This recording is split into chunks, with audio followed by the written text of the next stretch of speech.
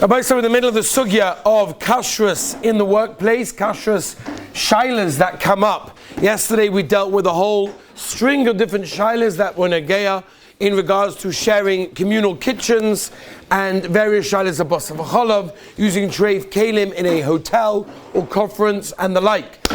We need to move on today to some other inyonim of Kashrus. And like I said yesterday, we've got a lot of things to discuss in Kashrus, specifically things that we're going to get to at a later stage, like, for example, restaurants, going to non-kosher restaurants with goyim, a very, very common shaila that people have when making business meetings, and dealing with wine shailas, also with goyim, that we'll deal with at a different stage. Today there are two specific shailas that I want to get to. And these shailas are very, very negeya in different settings, in different situations. The first one is like this. Am I allowed, is there a shaila, is there a problem with number one, giving a utensil to a goy to fix? Am I choishish that he may use it for treif and therefore give it back to me? When I have a utensil that is not working, I give it into a professional guy to fix it. Am I worried that he's going to come along and use it? That's number one. Number two, what if, for example, I have my utensils in a communal kitchen and I have my plates or my utensils, my silverware, I have my mug or I have a coffee cup, whatever. Am I chosher that a goy may use that without me knowing about it? And therefore there could be treif inside that utensil without, of course, me knowing about it. So this, by the way, is a very simple halacha in Shulchan Aruch that unfortunately most people don't even get to this simon. Most people don't even know this. The Shulchan Aruch in Yeridei Simon Kuf Chav Beis Siv Tes brings down, so often the Shulchan Aruch, very clear, that he says over there not to leave kelim, not to leave utensils with a goy, because there is a chashash, there's a concern that the goy will use them for his own personal treif usage, give them back to you, they'll be clean, you'll never know, and therefore you'll be using them as treif in that case. So the Ramah over there, Simon Kuf Chav Beis Siv Tes, the Ramah says if there's a simon on it, if you make a simon, then it's okay. Somebody called me with the shaila one time, and he said to me, is it enough? I'm giving in like this big machine, whatever it was, a Magimix, a food processor, whatever it may be. I'm giving it into the goy. I'm worried that he's going to use it. I'm going to put a little sticker on the inside of the kli, something that he would take out or it would become ruined if he used it.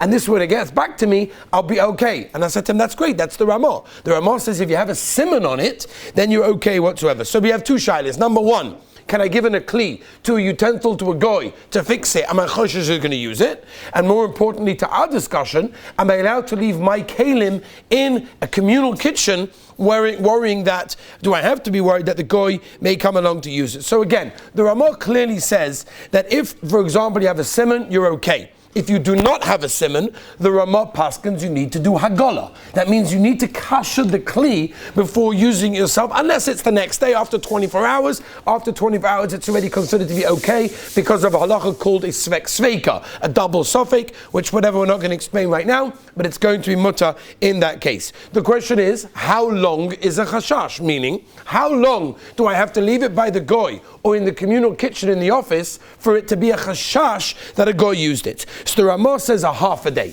As long as you leave it a half a day, then you're okay. More than a half a day, then you have a problem. So if you didn't come into the office for one whole day, and the guy's in over there, and there's no other Yidden, for example, there, who are there as well, then you may have a problem according to the Ramah. The Taz says actually it really depends how often people use these kelim. If they only use them once a day, maybe it would be once a day. It depends on the regilas. Now the Shach comes along with a very important kula that we have to know and we have to use, and it's very, very important.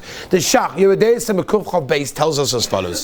Says the Shach, and he brings over here a limud schus, why it would be okay for a person to do this. And by the way, just agav, people don't even chap.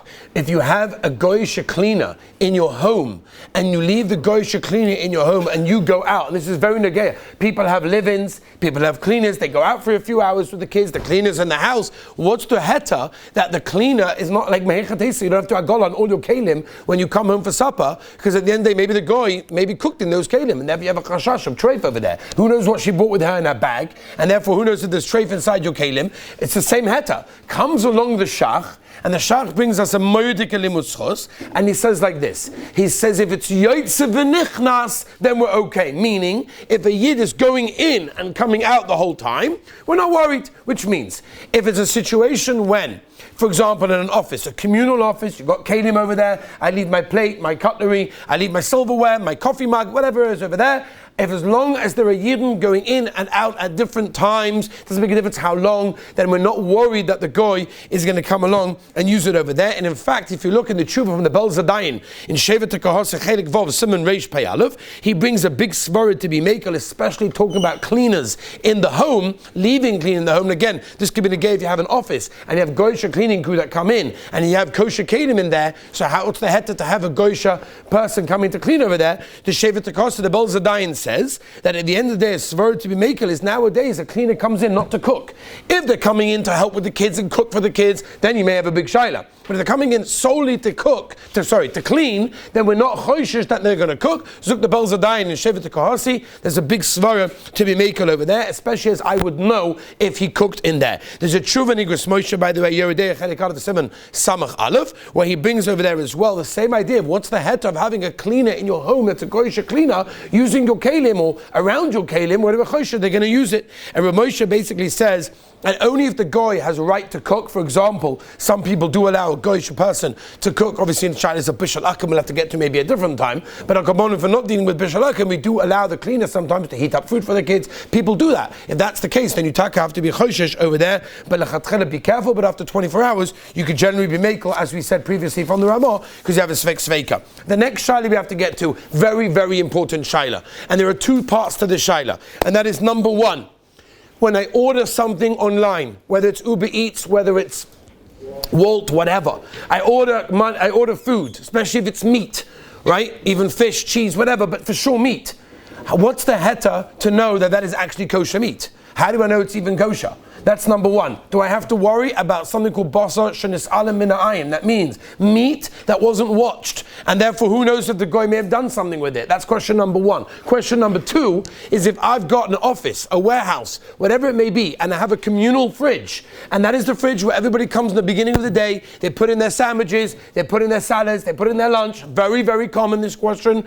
Am I allowed to leave my lunch in the fridge if, once again, I'm not watching it? There are goyim all over the place. Who knows? Maybe they switched my sandwich with their sandwich. Looks the same, or they took out the piece of meat. Who knows? And therefore, anything can happen. So there's a sugya in Chulin Daf Tzadi Beis Amar Aleph, where the Gemara tells us in Chulin Daf Tzadi Beis Amar Aleph, be'etzem shitas rav, basa shenis'alem min ha'ayin is osa. That means meat that was not watched is osa. And that's lemaisa what the Gemara tells us, b'shem shitas rav. Rashi says, what's the reason why it's osa? We're worried, Rashi, that someone's going to switch it for something else. In other words, maybe he's going to come along and say, hey, kosher meat is supposed to be healthier or whatever it may be. Maybe I'm going to take out the kosher meat, put in the tray for meat. There's an expense as well. Financially, it could be gaining as well. And therefore, says Rashi, that's the chashash. Now, lemaisa, this in the Gemara is a machlokes between Rav and Levi. So machlokes in the Gemara between Rav and Levi, if basar shenis'alem min ha'ayin is osa or muta.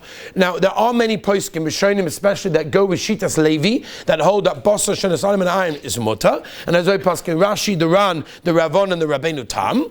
Although most Rishonim paskin like shitas Rav, that basar shenis'alem min ha'ayin is indeed osa, which is the psak of the Rif, the Ramban, Rabbeinu Chananel, the Gaonim, the Rambam, the Rashba, which is be'etzem Shulchan Aruch as well, holds the Maisa and Yeridei Simon Gimel, paskin like shitas Rav, that basar shenis'alem min ha'ayin is osa. Brings a yesh matirim of Levi. All right, beseda. Klali Apsak will discuss a different time. But we have two very important heterim.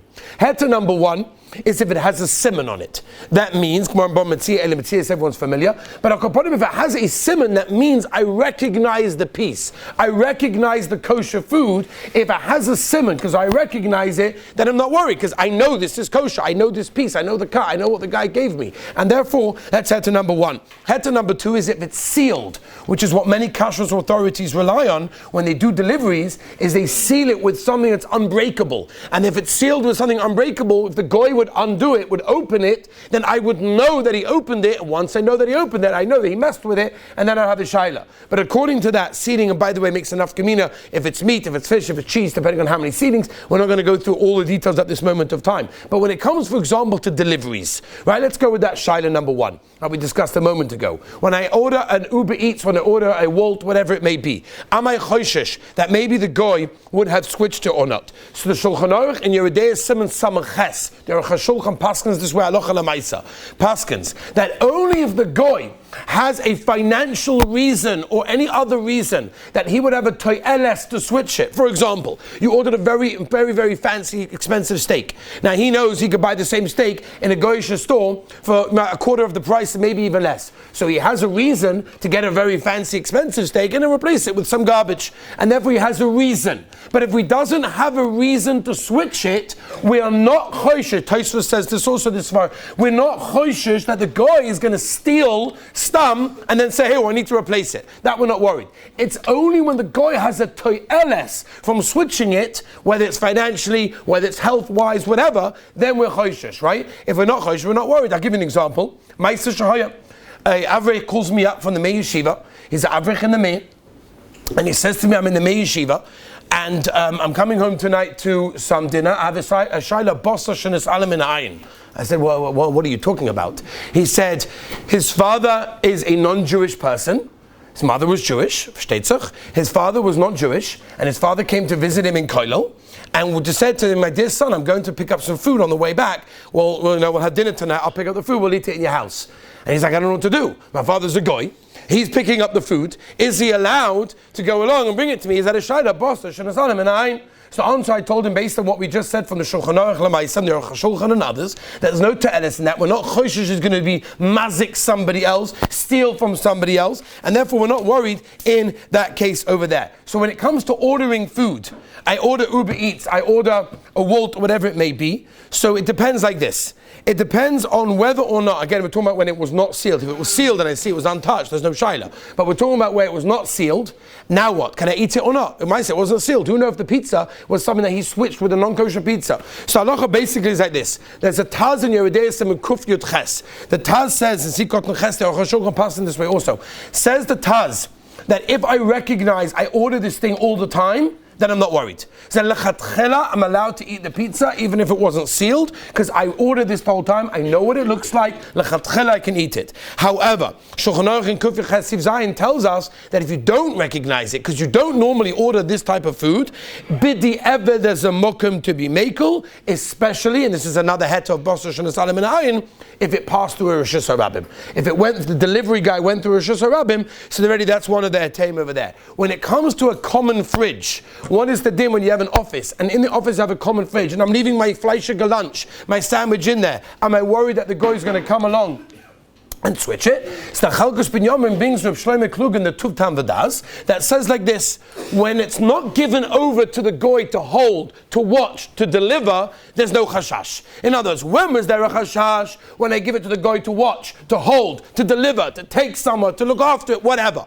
But in the case over here by the fridge, the guy wasn't even allowed to touch it. He had no shaykhs to him. Forget, he knows he's not allowed to do that in that case. Therefore, once again, Reb Shlomo Klug in Tuv Tam V'das, you're not choishish that the guy is going to steal it, and therefore we're not worried that maybe he's going to switch it, and therefore, yeah, maybe lechatchela, have a simon on it, tape it up, fold it in a way that you know, recognize someone opened it. But if that didn't happen and you forgot to do that, you didn't do that, there's definitely a major mokum to be makel in that case, apart from the fact that you normally recognize your own lunch that you made, and therefore we're not worried because he also knows that you recognize it because you made your lunch, and therefore he's not going to say to do that because he's going to realize that someone messed with it. So that is pretty much the shilas that I wanted to deal with the Gabi Kashrus in the office over here. The Heilige Chedush Harim, the Heilige Ger Rebbe, could always tell if the food in front of him was sometimes kosher or sometimes straight. There's many, many stories about the Chedush Harim that he said, no, I can't eat this food. And they said, Rebbe, like, what's the pshat? Like, what happened? And they investigated into the Maisa, and they saw Taka that what happened was there was a problem with that. And they said, Rebbe, moifus. He said, no, it's not a moifus. I learned it from my Rebbe, Reb Simcha ben Mepshischa, that he said very simply that at the end of the day, if a person wants to eat something and make sure it's kosher, he should say, Rabbeinu Shalom, if this is not kosher, I want to choke on it. Right? When the the Rebbeinu Shalom sees Mesiras Nefesh for the item of Kashrus, he's going to make sure you never stumble on that. So Nachanami, that's maybe not our level where we're holding, but we can understand that we should try to as much ishtadlus as we can in the inyanim of Kashrus to make sure what goes into our mouths is 100% kosher. In Mitzvah Hashem next week, tomorrow, Be'ez Hashem, brand new sugya. Have a wonderful day.